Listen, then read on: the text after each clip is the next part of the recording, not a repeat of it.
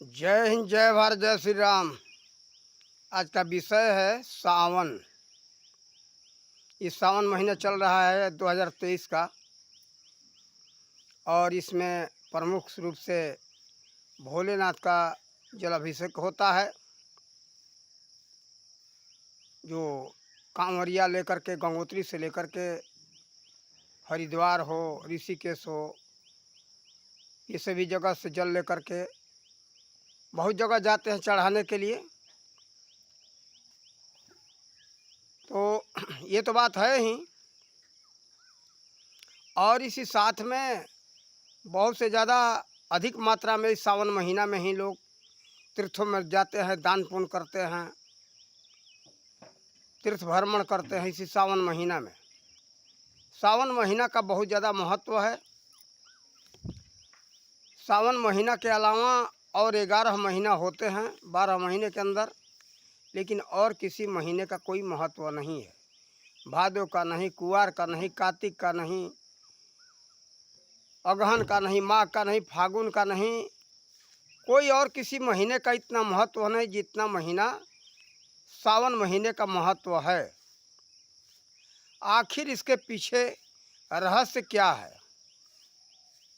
सावन महीना के ऊपर अपने पुस्तक में भी मैं दर्शाया हूँ, उसमें पूरा विस्तार से दिया हूँ। अपने हिसाब से विस्तार बहुत लंबा भी हो सकता है विद्वानों के अनुसार, लेकिन अपने अल्प बुद्धि के हिसाब से उसका हमने कुछ वर्णन किया है उसमें, और उसी का अंश थोड़ा इस वीडियो में भी हम बताएंगे।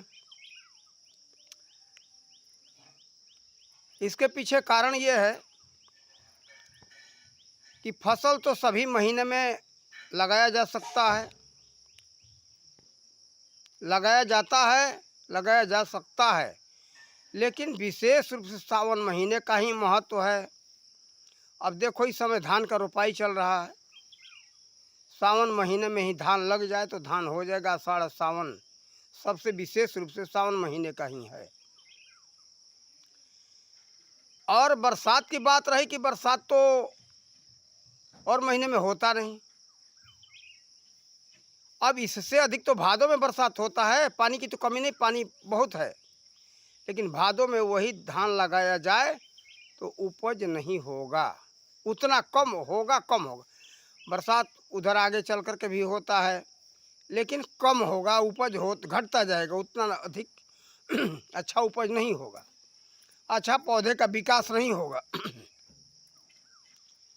यही कारण है कि सावन महीना में ही ये सभी फसल लगाए जाते हैं, पेड़ पौधे लगाए जाते हैं।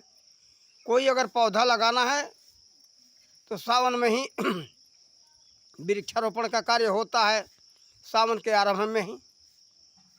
सावन के और छोड़ करके और किसी महीने में नहीं। भले बरसात जितना हो जाए, उस बरसात से कोई उतना लाभ नहीं है जितना लाभ सावन महीना में है। तो देखो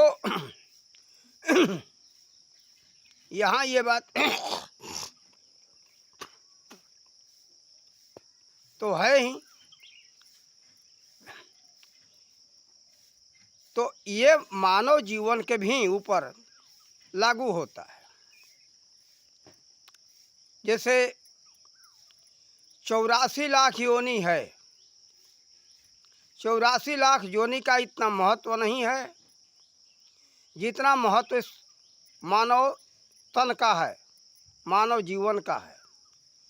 इसीलिए भक्त प्रहलाद जी ने भी बताया है कि बहुत बड़े भाग्यवश मनुष्य तन प्राप्त होता है। अब मानव जीवन जो है हरि भजन के लिए मिला है। भक्त प्रहलाद जी इस बारे में बताए हैं। वही बात श्री तुलसीदास जी वर्णन की यहाँ अपने रामायण के अंदर। क्या लिखते? भगवान श्री राम की बाणी है, बड़े भाग्य मनुष्य तन पावा, सुर दुर्लभ सदु ग्रंथन गावा, साधन धाम मोक्ष कर द्वारा, जही पाई न परलोक संवारा। तो देखो, ये सावन महीने का महत्व जितना है उतना ही महत्व मनुष्य तन का है, इसलिए सावन महीना एक उदाहरण है कि ये मानो सावन महीना से शिक्षा लो, समझो, कारण कि इसी में कुछ भी कर सकते हो। जैसे सावन में ही कोई फसल लगाओगे शुरुआत में ही तो फसल अच्छा होगा, कोई पेड़ पौधा अच्छा होगा। तो इसका संदेश है कि मानव तन मिला और आरंभ में ही भक्ति आरंभ कर दो तो फल मिलेगा, अन्यथा धीरे धीरे धीरे धीरे कम होता जाएगा। जैसे सावन महीना शुरुआत में ही कोई फसल लगाते हो, कोई पौधा लगाते हो, तब जाकर के उसका अच्छा उपज मिलता है और धीरे धीरे अधिक संख्या थी वो समय बढ़ता जाता है, समय बीतता जाता है तो लाभ कम मिलता है और महीने में तो बिल्कुल कम हो जाता है। तो इसी तरह से देखो, ये इसीलिए सावन का एक उदाहरण दिया गया है, ये संकेत है, पहचान है कि यहाँ से शिक्षा लो, लेकिन लोग नहीं समझते हैं। देखो ये किसी पर कोई फिल्मी गाना है, वो कौन सा, हम तो फिल्म इतना देखते नहीं इसलिए हमको फिल्म का नाम याद नहीं है। एक गाना है कि कंगन नहीं मजा देगा, चूड़ी नहीं मजा देगी, ये साजन तेरे बिना ये कुछ नहीं मजा देगा। सब श्रृंगार हो लेकिन पति न हो तो सब श्रृंगार बेकार। तो देखो सब कुछ है लेकिन ये मनुष्य तन नहीं है तो कुछ भी नहीं है। ये सावन का उदाहरण ये मानव तन के ऊपर है और वह जो है कि मनुष्य तन तो मिल गया, सावन मिल ये आ गया मनुष्य तन, लेकिन परमात्मा नहीं तो सब बेकार है। इस मनुष्य तन में खास करके ये है, इस सावन में सब कुछ है लेकिन हे साजन, ये साजन से मतलब उस परमात्मा से है। ये प्रभु आपका दर्शन नहीं हुआ, आप नहीं है तो कुछ सब बेकार है, निरर्थक है, किसी अर्थ का नहीं है। यहाँ इससे मतलब है। अब लोग उसको फिल्मी गाना दूसरे हिसाब से ले लेते, उसका अर्थ तो यहाँ है। सब श्रृंगार हो, औरत के पास पति नहीं है तो किस काम का, सब बेकार है, श्रृंगार बेकार, फिक्का, उसका कोई महत्व ही नहीं है, सब लोग और ताना भी मारेंगे। तो देखो हम सब मनुष्य के जीवन में यही बात है कि यह सब बेकार है। जब तक वह परमात्मा का भक्ति न हो, परमात्मा का दर्शन न हो जाए तो सब बेकार। इसीलिए इस सावन महीना में भक्ति का महत्व दिया गया है। जल चढ़ाओ, तीर्थ व्रत करो, कथा सुनो। आप जाओ तो इस समय बहुत बहुत जो है बड़े बड़े तीर्थों में भागवत लोग सुन रहे हैं, जैसे बद्रीनाथ का महत्व दिया गया है। जाओ वहाँ भजन करो, जप करो, तप करो, दान करो, पुण्य करो और भागवत सुनो। कोई हरिद्वार में कथा करा रहा है, कोई अयोध्या में भागवत राम कथा करा रहा है, भागवत कथा करा रहा है। तो देखो उस भागवत भक्ति के तरफ संकेत है। ये असल बात यहाँ, ये सावन का मतलब ये है।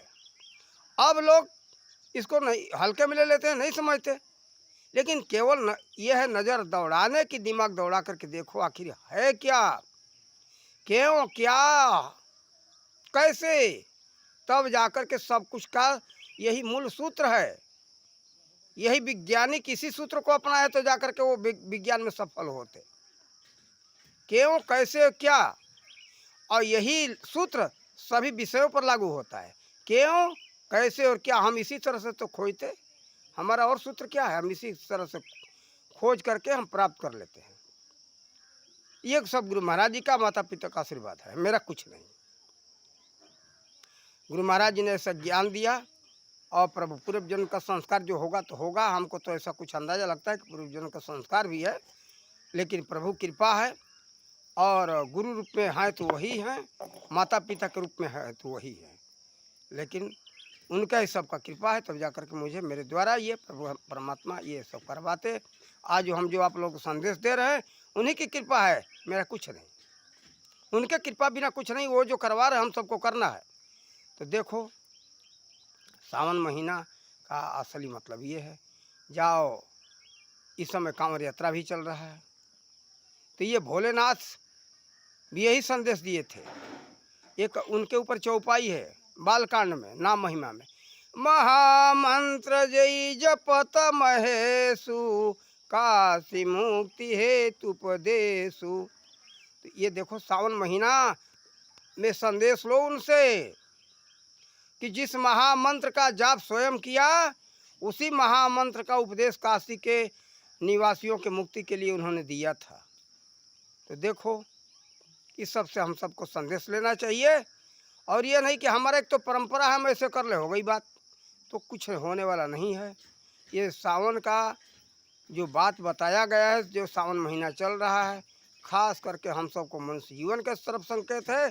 इस मनुष्य जीवन में आ करके हम सबको परमात्मा के भक्ति के तरफ लगना चाहिए। इसीलिए प्रहलाद जी ने समझाया है। उस समय का बात है जिस समय पाठशाला में विद्यालय में पढ़ रहे थे, तो दैत्य बालकों को बुला करके उन्होंने बताया कि मित्रों, ये मनुष्य जीवन बड़े भाग्य से प्राप्त हुआ है और ये मानव जीवन अति ही दुर्लभ है। इसलिए